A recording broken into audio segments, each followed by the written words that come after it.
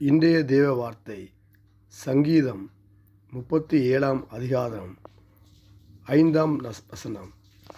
உன் வழியை கர்த்தருக்கு ஒப்புவித்து அவர் மேல் நம்பிக்கையாயிரு, அவரே காரியத்தை வாய்க்க பண்ணுவார்.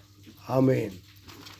இந்த வசனம் இப்படியாக சொல்லுகிறது: நாம் நமது வாழ்க்கையின் வழிகளை கர்த்தரிடத்தில் முழுவதுமாய் ஒப்புவித்து நம் சொந்த பலப்பத்தின் மேல் அல்ல, அவர் மேல் நம்பிக்கை வைப்பது.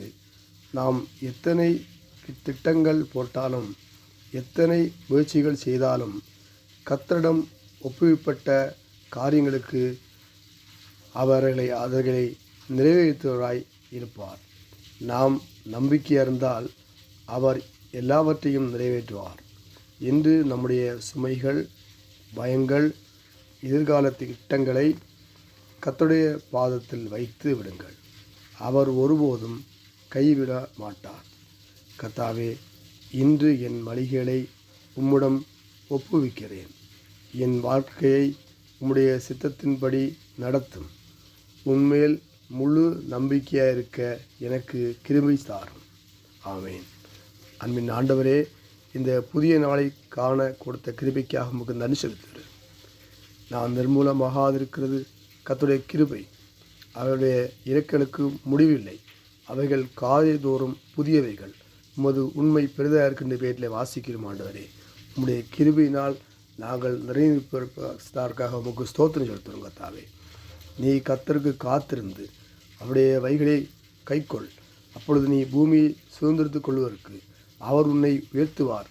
துன்மார்க்கர் அடிப்புண்டு போவதை நீ காண்பாய் என்று சொன்னீங்களா? ஆண்டவரே, உடைய வசனங்கள் நினைவரும்படியாக ஜெபிக்கிறோம்.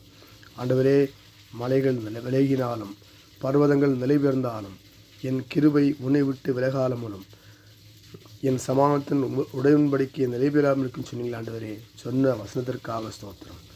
கர்த்தாவே, இந்த நாளில் இந்த வசனங்களை கேட்கிற, வாசிக்கிற, ஜெபிக்கிற உம்முடைய பிள்ளைகளுக்கு ஒவ்வொருவருக்கும் தேவையான நன்மைகள், ஆசீர்வாதங்கள் கிடைக்க கிருபிசும்படியாக நான் ஜெபிக்கிறேன்.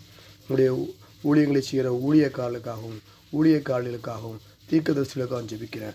ஆசிரியங்க பாதுகாத்து கொடுங்க. என்னென்ன தேவைகள் மத்திக்கிற ஒவ்வொரு பிள்ளைகளோட தேவைகளையும் சந்திக்க முடியாது ஜெபிக்கிறேன். வழி வாசிகளை உண்டு பண்ண முடியாது ஜெபிக்கிறேன். இந்த நாள் முழுவதும் ஆசீர்வதியும் பாதுகாத்துக்கொள்ளும் பலப்படுத்தும். இந்த ஜெபத்தை ஆண்டவராகிய இயேசு கிறிஸ்துவின் நாமத்தினால் ஜெபிக்கிறேன். எங்கள் ஜீவன் நல்ல பிதாவே. ஆமேன், ஆமேன், ஆமேன்.